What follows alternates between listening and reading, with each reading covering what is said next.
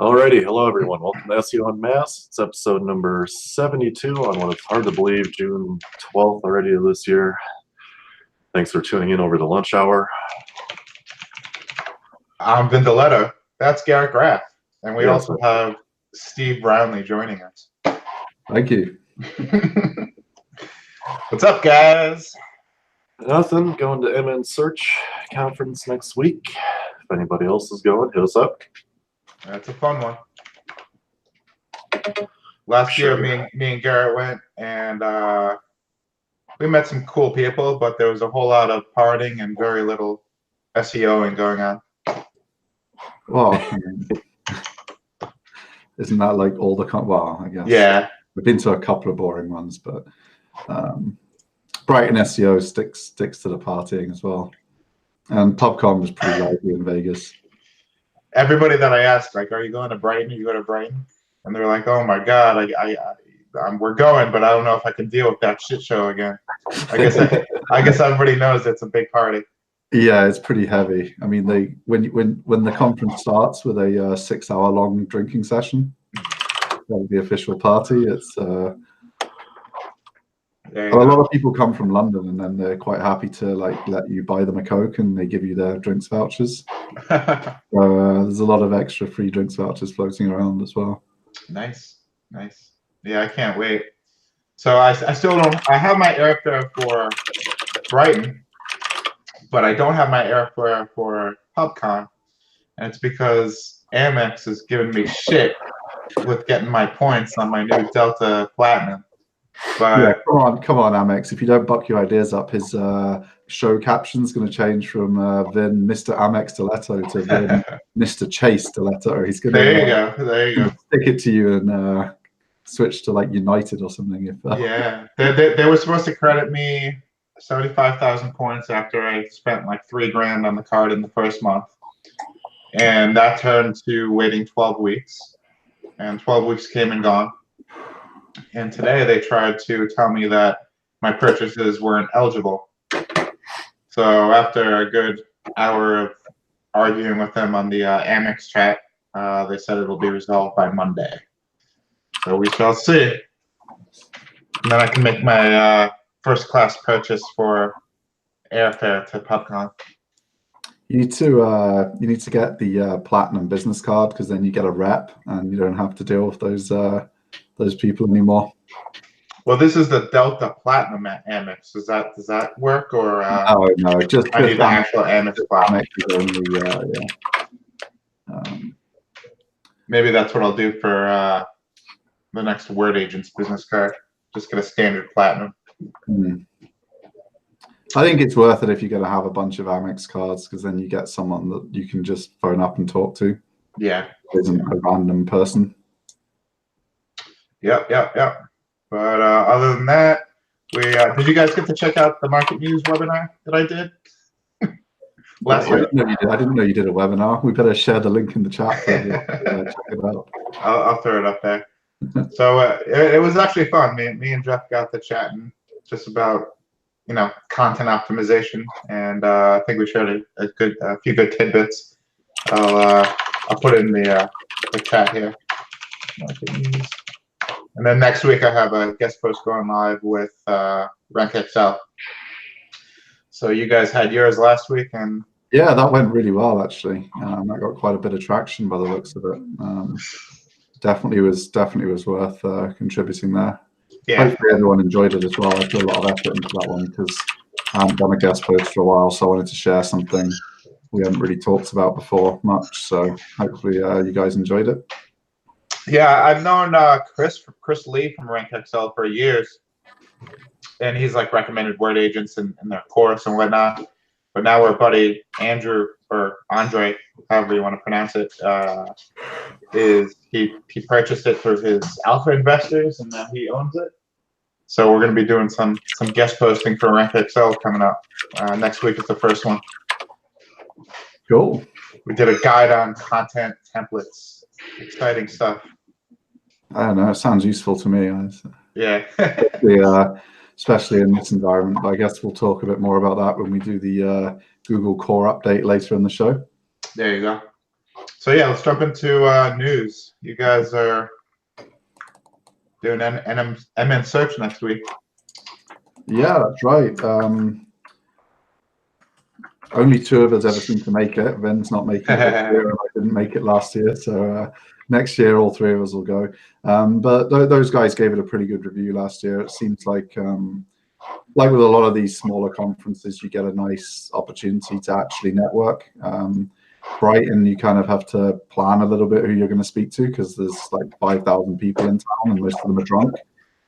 So actually finding everyone and having a talk is pretty hard if you're trying to just do it randomly. So looking forward to having a good chat to some people that own some of the big companies in the industry, and hopefully there'll be a couple of good talks. I actually went to what was that thing I went to in London called, Garrett? Do you remember? The thing you went to last week? Yeah, what was it actually called? Was that Digital Summit? Or it was Digital something, I think. You Yeah. showed me that. But yeah, it was London last week. Let me just quickly Google it. A piece of advice if you're going to MN Search, give yourself some extra time on the first day to get into the building because it's like the weirdest building in the world, and it's like a city block large, and there's only one door entrance on the entire building to get into the conference. I was about 15 minutes late figuring that out last year. Well, I mean, I'll be turning up at about 4 p.m. just to just for the meetups, right? cocktail hour. So yeah, Digital Elite Day it was called down in London, and that was. I mean, I only went to the link building presentations. I've got to the point where we're so busy with the business. Garrett does the stuff for our site, so I let him develop knowledge in other areas and stick to the link building. Otherwise, I end up with too much crap in my head that isn't helpful. Yeah. But we went to the two link building presentations, and both were really interesting. The speakers generally, I spoke to quite a few people. The speakers generally, because it was a much smaller audience, and the speakers were less famous, and so had less to gain from just going up there and peacocking for half an hour and not really sharing anything. The talks tended to have a little bit more actionable advice and value to them than at some of the bigger conferences. So I definitely recommend, which is rare for me. I don't think I've learned anything at a conference for ages now. So I was really pleasantly surprised. Digital Elite Day in London was really good. So recommend that one for next year. For networking though, it seems to be, it has an SEO and a CRO stream, and apparently it's the first time they've done the CRO. Most of the people that came and most of the people that stayed for networking seem to be on the CRO side. Like we mingled for an hour or so at the networking hour, and we spoke to 9 people, and they were all on the CRO stream. So either we just got unlucky on our random bumpings into people, but it seemed like mostly pretty heavy on the CRO side for networking. So probably don't recommend it if you're networking and stuff. But it was good from a learning perspective. So that's one I enjoyed. Cool. So it looks like we got a update to the North Face Wikipedia debacle. Yeah, I just kind of thought it was interesting that it made it into Ad Age. I guess they're kind of mocking Leo Burnett TaylorMade a little bit for getting caught spamming Wikipedia and not knowing, and their excuse that they didn't know they weren't meant to. In this case, I actually take the side of North Face. I don't think what they did was wrong because it wasn't really against. I guess it was against the term of service because of the commercial nature, but I just think it's gamesmanship. I think if you sneaked like 5 pictures in, and I think this is actually a really good thing to do. I think just like all marketers, their agency may have overdone it. But, if they just put a couple of nice pictures up, for the most important ones they were struggling with. And for anybody that doesn't know and hasn't read the article, North Face got caught going into Wikipedia and changing like outdoor lifestyle pictures on Wikipedia with like pictures with people wearing North Face gear. Obviously, in an attempt to drive visits, they got caught. And ironically, the quality of their pictures were not as nice as the original pictures. So I think that's what tipped off the reviewers at Wikipedia.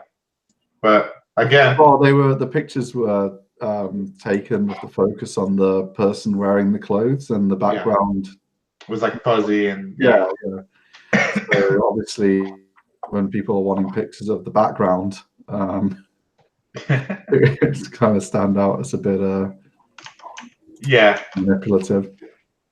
I guess I see both sides of the argument. I think if you're a black hat SEO, this is totally fine. This is the sort of thing you should be doing. I think if you're a proper advertising agency, it's a bit embarrassing to get caught doing this kind of stuff. Cool. Well, we have a Wall Street Journal article here. What if Google's knowledge panel insists you're dead or married or French, but that isn't correct? I thought this one was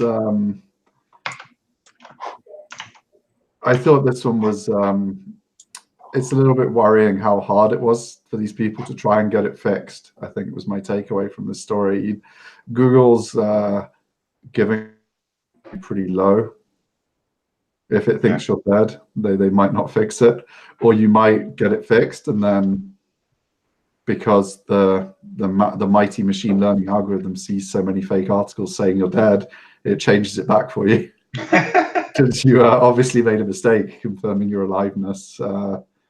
This article is actually behind a paywall for me, so I can't read the whole thing. But there's a way to, for any of you guys who don't know, let me just see if I can find it quickly without breaking anything. The Chrome plugin. Yeah, so there's a Chrome plugin you can get called Read Across the Aisle. And you have to keep opting in over and over again, but you can read the Wall Street Journal and a bunch of other stuff that's behind the paywall for free. Oh, cool.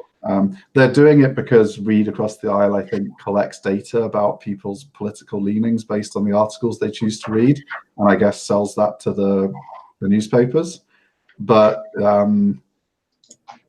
Google already is collecting that data. I mean, if you're searching for news articles in Google, so I felt like, might as well give away some more data if I can read the Wall Street Journal for free. So there you go. Nice. Read Across the Aisle. That can be my don't tweet this week, since we haven't done one for a while. There's like an angle to like every solution. It's like, yeah, you can get it for free, but we're mining your data. Well, I didn't really read everything about what they were doing. They show you a graph about your political leanings. So I'm assuming if they can show it to you, they must be also selling it. I mean, apology to them if it's some charity and this is a really good initiative or something, but I'm assuming not. I'm assuming they must be making money on it somehow. Yeah, me too. But is there a way to fix this easily, or we're at the whim of Google? At the moment, it's pretty much impossible to get it fixed unless you're like insanely famous, and even then, it's a pain in the ass. Right. There were quite a few stories in the article. People's kind of kept secret marriages, getting leaked on Google, or even when they weren't married, all kinds of stuff. It was kind of, I think, when you answer questions so poorly as Google does, I feel like their best, the best search result for the knowledge box is whatever Wikipedia says and a link to Wikipedia, which is what the knowledge box used to be. This thing where they try and answer things themselves using their superior intelligence, in inverted commas, to the human editors at Wikipedia, I think has significantly downgraded the usefulness of the knowledge box. I think it's trash now. I've gone back to searching Wikipedia, then the thing I want, and then clicking the Wikipedia link manually because the knowledge box is a pain and they keep trying to hide the Wikipedia link, so you've got to click around to find it. So I think there's just more evidence of the crapulence of Google's answer box. Cool. Well, I got an email screenshot here to Oleg. What is this here? Free Code Camp. Medium's kind of changed how it works. It used to be you kind of publish something on Medium, and the idea of the idea of using Medium instead of your own blog was that it was like publishing on a social platform, so you'd get social reach. Medium's decided now that unless you put your articles behind the paywall, you don't get any reach at all, except people that have manually followed you. They also, so Free Code Camp tried to leave, so they wrote to all of Free Code Camp's contributors some bullshit scare letter, trying to scare them to that, you know, they were going to have their content stolen, taken off Medium, and all this kind of stuff. When these people had like voluntarily, obviously, contributed to Free Code Camp, and there's someone else left as well that I think I put on the Slack, but I've forgotten since this was obviously a story from a couple of weeks ago. But yeah, I think the general take is that Medium's no longer a good place for anyone to publish anything. That sucks, man, because I was actually, that's on my back burner to-do list to start publishing at least quarterly on Medium, just to have a presence there. We've seen that in our own articles now. I mean, some of them rank really well, but then they've been linked to by famous industry blogs. Ironically, have a link from Spark Toro, Yeah. the real one, to one of our magazine posts. SparkToro.net. Yeah, not the fake one, actually the real one. Apparently, it appeared in one of his slide decks as well. SparkToro.net's been offline for a good while now. That's a shame. There's always Wayback Machine if you want to laugh. Yeah, It's off of there. I already looked. So, do you have a suggestion for a new platform like Medium that I'm sure somebody's going to jump up and take their place if they're cutting off reach? Yeah, it's difficult to tell, really. I mean, people are moving to all kinds of different things. I remember the thread on Hacker News. People were just, but all these alternatives are like, there's no traction behind them yet, so I don't think there's one to just jump into. I mean, I think if you're gonna, you can publish on Medium. I spoke to someone on Builder Society about it in a thread there, and their take was that it's still worth writing really, really good things and pitching them to publications that are still on there and seeing if you can get added to their publication, because then you get their reach. So like before Free Code Camp left, if you were wanted to contribute, you would get access to all those programmers. If you were like a new SaaS startup or something like that was useful for programmers, you could get the reach through their audience.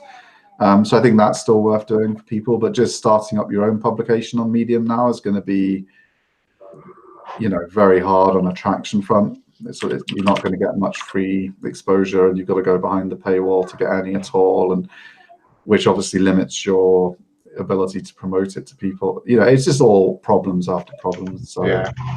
I don't think it's what it used to be. I mean, what I noticed was that a couple of the publications that had left Medium were kind of allowing free contributions and stuff, and there seemed to be some link building going on from some of their contributors. So if you guys are into picking up some easy links, you might want to look into what some of the platforms that used to allow a lot of contributors are up to that have left Medium, because some of them you might be able to get a link on. Interesting. That's two don't tweet this is, but enjoy it. Read the Wall Street Journal for free and have 2 free links, and people say it's not worth watching the show.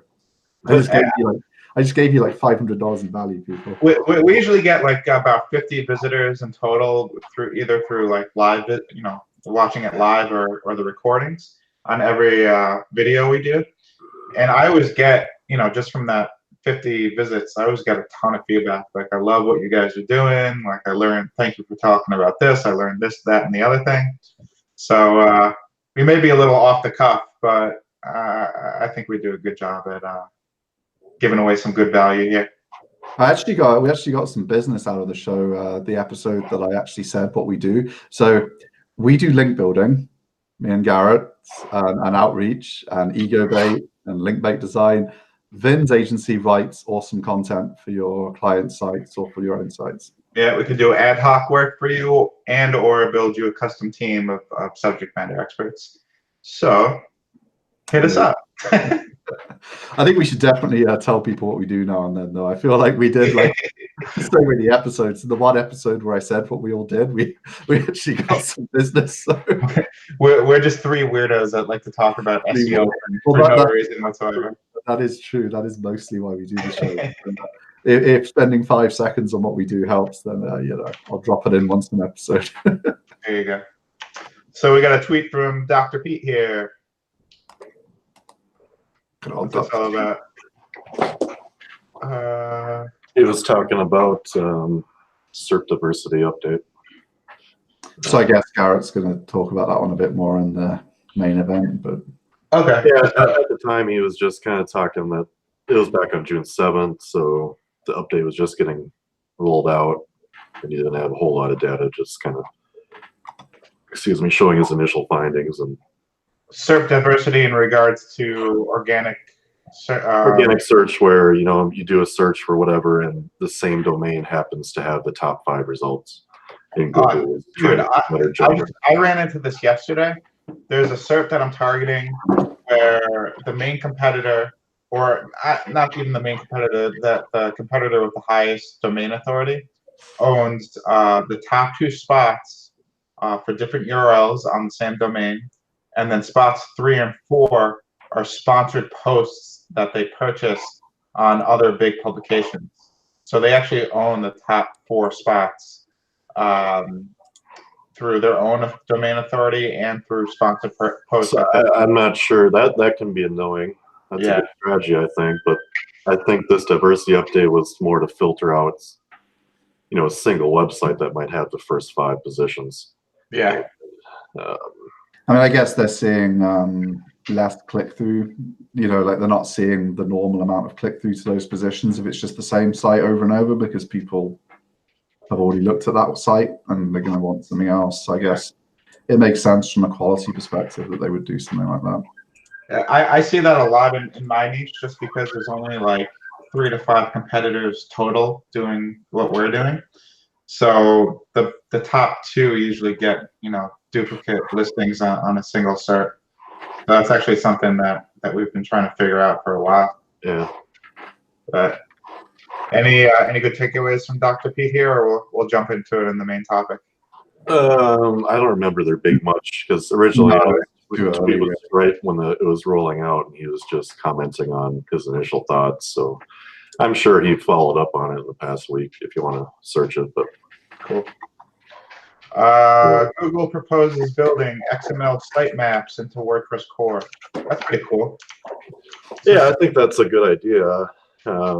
Jetpack has some XML built into it, sitemap, if you want to turn that on. But I think just having it built into WordPress would alleviate a lot of issues with people, and it's something that Google and WordPress can agree on, and Bing as well, they mentioned, wants it.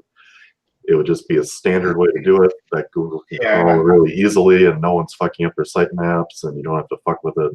Yeah, and I think that's half the reason people use Yoast still, just because of the convenience of the XML sitemap generator. What's the one everyone's moving to? Because obviously there's a big anti-Yoast movement at the minute. A lot of people, including myself, I think it's super simple sitemap. Let me pull it up here. I actually have. Well, I think the competitor to Yoast is All-In SEO. I think that's a similar plugin. For XML sitemaps alone, I use the name of the plugin is Google XML Sitemaps by Arne Brachshold or something. It's really good. It's super simple. Works great. If I look at it, I think there were tons and tons of people that use it. Let me see here.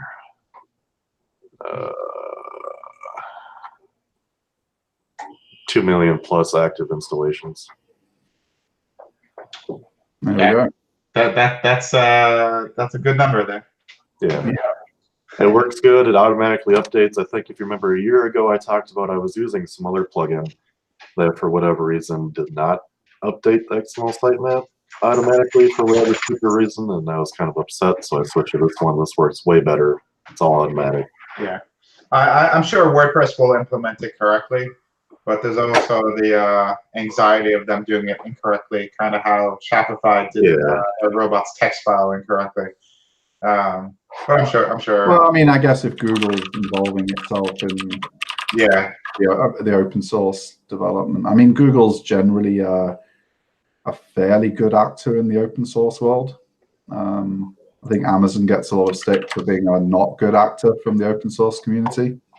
Google's generally got quite a good reputation for spending money and just letting their developers contribute well to the open source community. So I would imagine they'll do a good job, because at the end of the day, they're going to do it the way they want, which is going to help you in the search results, because you're going to be indexed properly and your sitemap's going to be correct. So I don't think it's going to be a case of them going off on some crazy. Yeah. Either way, I'm all for this. The less reliance on WordPress plugins, the better.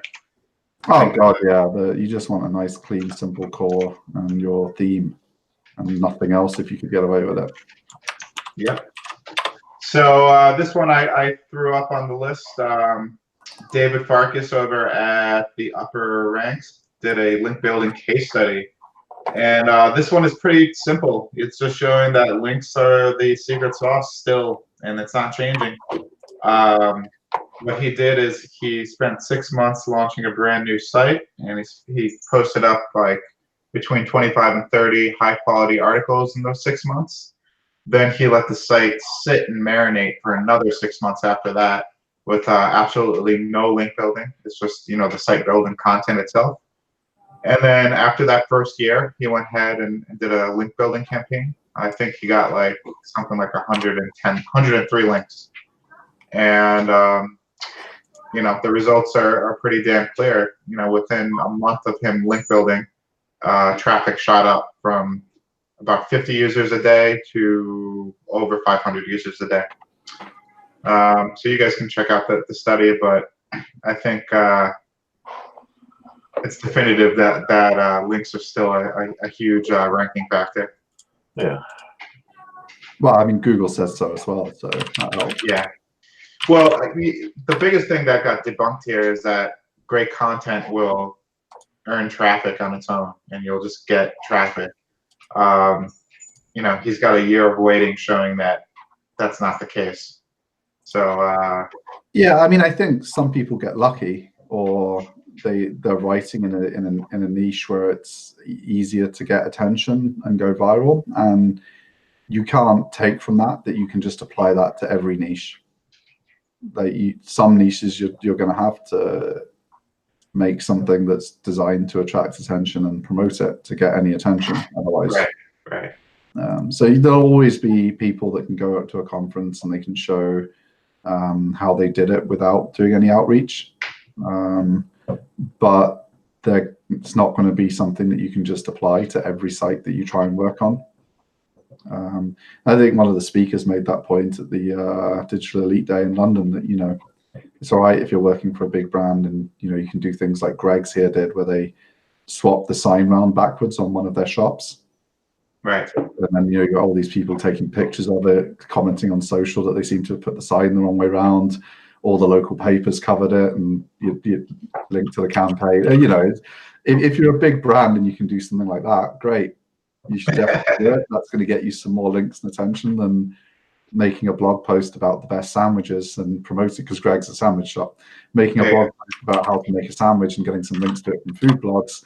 That's going to be less cool than doing something like that. But if you're not working with someone, if your site is best-sandwich.org or something, no newspapers are going to write about you if you put your logo the wrong way around on your website. That's actually a brilliant tactic. I don't know if it'll work every time, but that's awesome. That was really smart. Yeah, I think they did a good job pitching that one to their clients. So hello, I BB. forget which agency it was, but hey BB, thanks for joining us in the chat. I forget which agency it was, but I'm sure they will have bragged about it online. So if you just Google for Greg's reversed sign, I'm sure you'll find which agency it was. Next up, you guys threw up an image here. How many domains get organic traffic? WordPress versus Wix. Well, I mean, Wix is doing pretty well, right? I mean, 1.4%. 1.4% of their domains. I mean, it's 1.4% more than I thought it would be. Yeah. But hey, if they run more SEO competitions, they might just get up to 2%. Yeah, that's true. What's really interesting is that WordPress is probably fairly representative of the web generally. More than half of people run websites that don't get any organic traffic at all. I think there was a study on that on the web in general, just like, a million keyword results, that it's only about 50% of the websites online that actually get traffic, and the rest are just taking up space. I mean, I guess I've got a couple of websites that have no traffic because I only just started them, but I don't know if that counts. Man, I'll tell you, all the sites that I build and just completely forget about, and they have like a couple ads up on like 1 or 2 pages, those sites consistently bring in like $100-$200 each every month, and I just don't do anything with them, and I don't know what keywords are ranking. It's just I made them at some point in the last decade, and I definitely make maybe like a grand or two, of affiliate revenue just from sites that I still paid the hosting bill for, but haven't touched in years. You should just forget about all this proper stuff and just make another 50 of those. Yeah. What are you playing at, then? Trying to build a big site when the small site game is working so well for you. We have I have a buddy, and I won't say his name, but what he does is he has a new keyword scraper, or a trending topic scraper. And he, every week he just publishes articles based around the most promising of these new keywords that have no competition. And that's all he does. So he throws up blank WordPress installs, does really easy content around brand new keywords. And his goal is for each site to make like a couple dollars a month. Or, I spoke to someone who did that on like JB Zoo has the kind of pre-launch period where the product's not out yet, so he would do like he'd try and rank for things that were coming out soon as an affiliate, and then obviously when the offer came out, he could add his affiliate link for JB Zoo or wherever it was on. Dude, like pre-launch, launch a site to be an affiliate for things that hadn't come out yet constantly. Yeah, he was doing it with Shopify e-commerce stores. So he had a script that would launch, the site at the push of a button. All he had to do is connect it to a new domain, and then I guess he used like the CSV upload option to just upload the product pages based around these, new keywords, and they're all products basically. And then he basically connects to Alibaba, which is going to automatically drop ship the products if he gets a sale. So it's pretty hands off, and it was making him money. But I like these people that do these clever things. Yeah, it amuses me. So what else we got? I like the JV Zoo affiliate thing better because there's no one can return anything. JV Zoo is something I never touched, and ClickBank I like mess around with. Maybe for like the first couple of months I was in SEO, but those are two worlds that I don't really know about.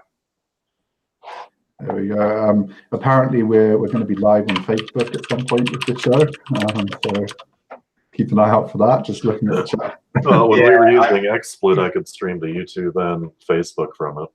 And I think we tried it a couple times, but now we don't use XSplit anyway, so I don't know. I guess we'd have to get some software that'll do both. Yeah, I'm sure there's something better than XSplit.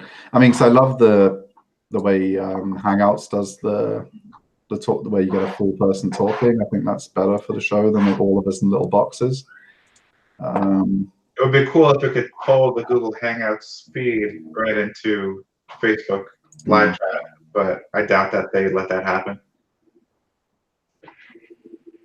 Yeah. Yeah, it would be cool if we could stream simultaneously on both. I just gotta figure. Oh, Garrett's gotta figure it out. our tech guy. He seems super enthusiastic about it. Yeah. That's the tech guy groan. You just get that grumbly. I guess it's on me. Yeah, he doesn't like DD anymore now that he suggested that in the chat. All right, so we're up to our main topic today, and that is the recent Google June 2009 core update. Apparently, it's been finished rolling out June 8th. How'd you guys fare for that? So our biggest site, which is healthcare related, took a 50% hit in traffic. which was surprising. This is probably one of the most well-done sites we have in terms of white hat perfectness, if that's a thing. We have much spammier type lead gen sites that didn't get hit at all, which was surprising, but I spent the week digging through it. I've audited the site. We had some small errors that wouldn't cause it to lose 50% of traffic. Something's wrong with loading the site itself. We had some issue with the host, and the host got it fixed yesterday, so that's good now. But the site, something's wonky when the site loads. Like it doesn't always render properly. And there were a few errors in Search Console, but again, not enough to lose 50% of traffic. And the errors that Search Console had was only the 3 pages that didn't get any traffic anyway, so that wouldn't matter. But what I did notice in this site specifically is that all of a sudden the homepage that should get 0 traffic or very little in the grand scheme of things is getting a chunk of traffic. And it's kind of led me to think that my gut feeling is it'll bounce. The site should bounce back when they do a little refresher, which is supposedly in real time. But the reading I've done, it's kind of just a goofy update. A lot of people think it doesn't really make sense. And tied into that is the domain diversity update that we were talking about earlier, where you search a query. I'm sure you found it annoying. You search something, and the first 5 organic listings are all on the same website. And they're just multiple pages that don't really help you, or if maybe they did help you, but you needed further information, now you're going halfway down the page just to find a new option to look at or a different voice. So they're testing that out. And Dr. Pete had said, isn't a hard, you can only have 1 listing in the SERP, but they've made some adjustments where, 5 as a number, maybe they cut it back down to 2. So the first 2 results were 1 website. And then at least the 3rd result was a new option. It's interesting. Yeah, and interestingly, Garrett talking about the homepage traffic thing, or the wrong page seeming to get all the traffic. Someone, Andrew Wilkerson, who runs a wood carving business, commenting on Barry's article on the round table. He said a very similar thing where he used to rank correctly for his proper services, like rustic timber signs Australia, things that he actually did.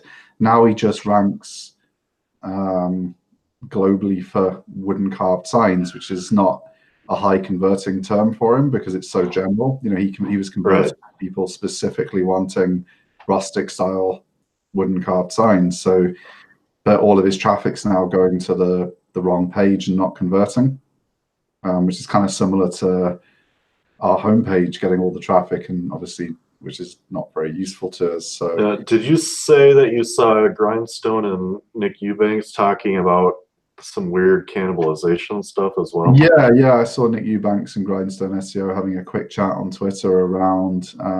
They were seeing some really weird edge cases where pages were cannibalizing each other unexpectedly.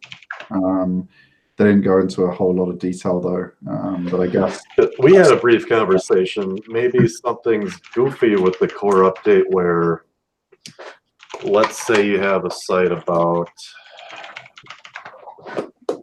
I don't want to use ours because it'll be computer monitors, because I'm looking at when you have a big authority site on computer monitors or computer peripheral stuff, monitors and monitor stands and desks or whatever, and all of a sudden Google can't tell the difference between an article on a computer monitor display board or something and a general article on a computer monitor and an article about resolution or something. Those are 3 kind of unique topics, but all of a sudden Google thinks they're one and it doesn't know what to rank.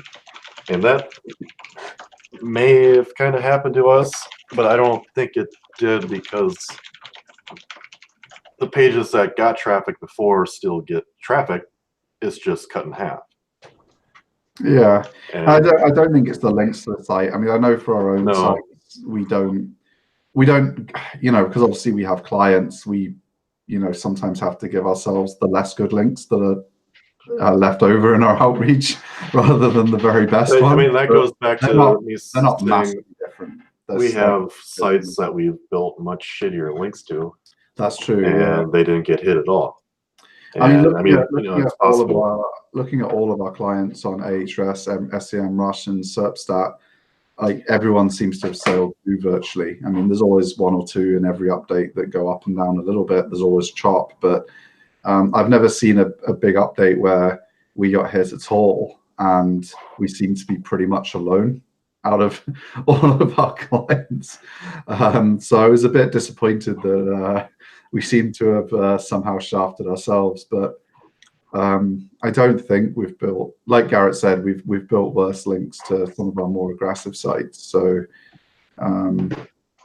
it's got to be something content related, and everyone talking about cannibalization, Google returning the wrong pages for too narrow, too broad queries when they previously ranked for all the specific things that they actually covered. It's grouping topics together too tightly. I think they've maybe just overdone some of their attempts to reduce the number of links you can get in the search. Because my gut feeling, which probably doesn't sound good, it's not really backed up on much data or science, is that it will come back to at least where it was, around 12,000 hits a month, or when it refreshes, we might see a big boost just based on past experiences with clients and stuff. I don't know if we actually got hit. I'm looking right now. It looks like we took like a 7% dip overall compared to the previous period. But I would contribute that to a core update. Yeah, flux. Our focus pages actually went up in visitor page views. It was just the pages that we were ranking for that we really shouldn't have been ranking for that kind of took a step back. So to me, it looks like I didn't get hit. I'm just still dealing with whatever the March core update was. One thing Garrett suspected for our site was that we've probably never added that amount of content to a new site as quickly before, and we may have. Given that this looks like a content update and it's a site that we already suspected, we may have overdone the amount of content. The ratio of content to links is terrible because we've added so much content. The ratio of content to site age is terrible because it's new and we've added so much content. Well, I know the guys from the content. The guys at Empire Flippers and NichePursuits.com, and this was years ago. They did a case study where they added 500 pages of content at once, and their results, I think, actually mirror yours, where the site took a dip for like a month, but then it came back stronger than it was before. And again, this was a few years back, so obviously the algo's changed since then. So your mileage may vary there, but I'm not really concerned. I feel like it's such a clean site and it has such clean links. It's interesting. I kind of forgot about the case study candle site that I've failed to update anybody on, but that's up to getting, without working in it, I don't even know how many links a month we do. Not many, less than 5. One. Yeah. It's a site that we don't really work on. I mean, it has some domain age now, like a year and a half of domain age, but way less than 100 links, I believe. And I'm just logged in now. It's last 30 days. It's had 1,500 hits. So, it's hasn't been affected at all. It's still growing very slowly, but, we're not putting any work into it. Yeah, I found a case study. I'm sharing it in the chat there. Oh, cool. That's helpful. Yeah, so I don't know. Other than one site of ours, I haven't really seen anyone doing normal work that's been affected too much. Sounds like Nick's found some really weird edge cases where people have seen pages that they've lost unexpectedly due to what appears to be cannibalization. So that's kind of interesting. So I think there's some mistakes in this update, possibly people losing quality pages and stuff like that. Too many of them. Yeah, we've also been having some issues with our health site with page speed type stuff. Like I said, we got some stuff fixed, but like Pingdom can load the whole page without having anything cached in under 2 seconds, I believe, right around 2 seconds. When I have a Googlebot crawl it through Lighthouse, it's like a 20-second page load issue. why Googlebot's having such an issue crawling that well. Me and Jared have been looking into that because the same thing, like when I do the analyze my site on or analyze this URL on Search Console, Yeah. it's giving me mobile usability errors. But Yeah. what we figured out was that Googlebot wasn't rendering the CSS file, so it's just rendering. It's rendering about all I can figure out. Like, we had a few pages affected by it. I ran it back through without changing anything, and then the mobile usability was fine. Yeah. So, but then if I still run it through Lighthouse, Lighthouse says it's slow as fuck. Jared's found a tech from Google on Twitter, and somebody asked him about this, and he said, "Don't worry about it. We know that there's issues with that, and it's not actually affecting your SEO." Let me see if I can find that quick. But because, still, like I'm anal, so like even though it's outside of that, the Google issue is rendering it. Something's screwed up in our Divi install. Like, it just does random weird shit. Like, it doesn't matter what machine I'm on, it just does really weird loading stuff. And I'm trying to get some help with it. I think I found someone that can help me with it, but I don't know if we just need to do a fresh install. But then, then I get paranoid and nervous that we just lost half our traffic. Like, a fresh install shouldn't change anything as long as it's seamless, right? Yeah. Then I'm worried. The type of optimization you and I are talking about right now is so nitpicky and like, end of the chain stuff that you do. There's like so much, Well, I think there's an element of that, but when you're getting serious issues showing up in Search Console and it's having real problems rendering the page, I think that definitely would be a contributing factor. And I guess I don't know why. Because the issue, Search Console just had 3 pages that weren't being rendered properly. And then I just ran them back through and it re-indexed them, and it was fine. But the issue came from Googlebot not rendering the pages properly.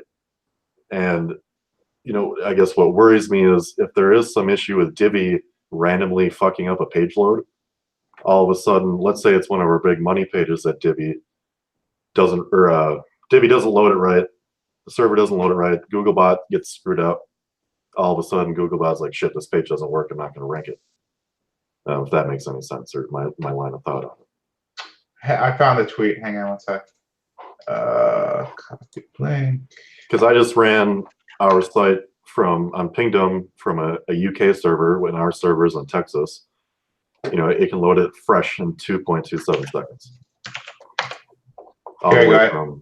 I just shared it in the chat there.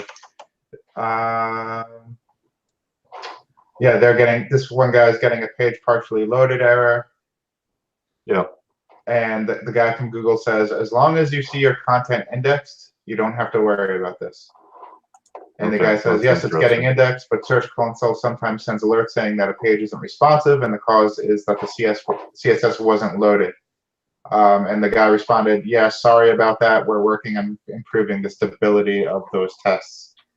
So at least it sounds like they know about the issue, and it's not really affecting anything, but they better fix it quick. Yeah. I think there's definitely some issues. Ever since the EAT update in August, I think that they broke something, and they'll never admit to that. Yeah, I hate to say I don't have much data to back it up, because I don't. The gut feeling is something's just kind of not right. Yeah. But the kind of complaints people are making about the update are really specific. They're all content related. They're all to do with the wrong pages seeming to rank, traffic going to the wrong places. It's all to do with Google's understanding of the pages. And it just seems like normally when there's an update that's worked, you get a bunch of spammers moaning that they did some PBN stuff and now their PBN isn't working. All the complaints are really obvious what the update's Yeah, that's true. This time it's a lot of confused people that the wrong pages are getting traffic and stuff like that. There's just too much chatter around it being an issue around those areas. I feel like we'll find out that that's where the problem is and that they fix it. Yeah, from my perspective, on just the one site that I'm looking at, it's like all the pages that I really, did a TF-IDF analysis on, and I made sure it was perfect, and I made sure that it had all the relevant links it needed directly to that page. Those pages are doing just fine, and even through all this, they're actually increasing in rank and increasing in traffic. But it does seem like, hey, those pages that I'm not focusing on specifically, but they're like 80% of the way there in terms of SEO optimization. They're getting Did I like. tell you that I tried Page Optimizer Pro? I signed up. No, you didn't. I signed up for Surfer SEO yesterday. But to finish off, it's like the pages that are like 80% of the way there, they're getting like no traffic. So that's what seems like suspect to me, that like those pages should be bringing in like some traffic. I shouldn't have to, pop with Page Optimizer Pro every single one of my 500 pages to get, some traffic to those pages. But as of right now, it seems like that's what's necessary. Sorry, go ahead. What's how'd you like it? So we have a finance lead gen site in the UK, and it's kind of one of the more aggressive sites that we have. Uses what I guess I would call some old school techniques that still work pretty well, and Page Optimizer Pro just pretty much agreed with that stuff and then told me the keyword stuff. Yeah, he wanted us to have like seven H1s and things like that. Add 6 more H1s to this page. It's like, okay. Yeah, it was giving me suggestions that I don't personally agree with. And maybe, like he had that case study where he ranked that site, that rhinoplasty site in Plano, Texas, by using lorem ipsum, right? And then he just ran it through his software and it worked really well. Maybe that's something that does. I didn't want to take the recommendation, so I didn't try them. But adding like 6 more H1 tags to a page, I don't like that personally. It just told me the keyword stuff more. I feel like if you're running an aggressive lead gen site, you shouldn't take the advice to become more spammy than you are. Yeah, so seems like a bad idea. We should be cleaning it up, not adding more keyword stuffing. Several of our clients have been sending over those pop reports for us to use when we create the articles. And like Garrett saw, it's like it doesn't. If you look at the suggestions compared to the historically ranking pages for the SERP, it doesn't make any sense. And like adding 10 more H2s is going to put you outside the average of the SERP. So yeah, I don't necessarily agree with it, but what am I to disagree with data? Right. So I just got started for SEO, and I was just sticking around with it last night. I got to figure out how to actually pull actionable information out of it. But once I do, I'm going to just apply it to like a page I really don't care about on the site, and see how that reacts, doing exactly what it suggests. And if it works, then I'll try it again and again. And if not, I'll just kind of take this. In the back of my head, I've had this idea of doing like this challenge called, like the newbie SEO challenge, where you're into SEO and you read all this stuff, and it's like you need to use Page Optimizer Pro or a similar tool. You need to buy like niche ads. What would happen if we started a new site, spent a couple $1,000s, and just ran with what people kind of get sucked into, and just see what happens? It probably worked fine until it got penalized, just like the sites we've done that experiment before in real life. Yeah. Back when we were just trying to spam as much as possible, and it works fine. You get like a year's money out of it, then the site goes away. It's kind of it's a good strategy if you want to churn and burn sites, and you can keep the cost. Yeah, which I guess we're looking to have all our sites sold in the next couple of years, so it's like we can't apply that strategy. I was just curious what. Yeah, I think it would work fine. In doing the hack links case study that I'm doing, I haven't had much time to work on it because we've been really busy hiring and training and growing the business. It's been a pretty crazy spring and summer so far, which is obviously good. But but I haven't had as much time for fun stuff like doing that side project, analyzing all of those. But the graphs are really similar to what we had when we did web spam back in the old days. You know, you get a good 6 months or a year, and then the site just goes away. So I think all that stuff, you know, various types of edits, aggressively over optimizing your H2 tags, all that kind of stuff is a great idea if you don't really care and you're doing 10 sites and you're just going to keep doing 10 more sites over and over again for the rest of your life. It's going to keep working for a year or two, or 6 months if you get unlucky, like quite a few did in my study so far. But if you're trying to build something you want to sell for a good chunk of change, like Vin did a couple of years back, it kind of, the buyer needs to think they're buying something that's going to still be worth something to them in another year, which luckily in Vin's case, from what I hear, his buyer was very happy. So that's what you want to that's what you want to do for your buyer if you're trying to get good money out of them, because they're not going to pay, because it's going to be obvious to anyone in the industry if you're selling them a piece of shit. They know they're not going to pay full price for that because it's just a bit of a gamble. So it's really only useful if you're doing it for just the cash flow for yourself. You're not going to sell one of those for good money unless you get really lucky. Cool. Well, we're at 1 o'clock, guys. So I think we should wrap things up on time, I guess. Cool. That was a good show today. Hopefully, well, Eric just showed up right before we're about to sign off. Hey, Eric. Yeah, hey man. Thanks for joining us. You'll have to watch the replay when it goes live. All right, guys. Hey, Mike. Are we on? We're getting trolled now. Yeah, are we on at the wrong time this week? Everyone's coming at the end. You can watch the replay, everyone. Thanks for joining us. All right, take care. See you next time. All right, see you guys.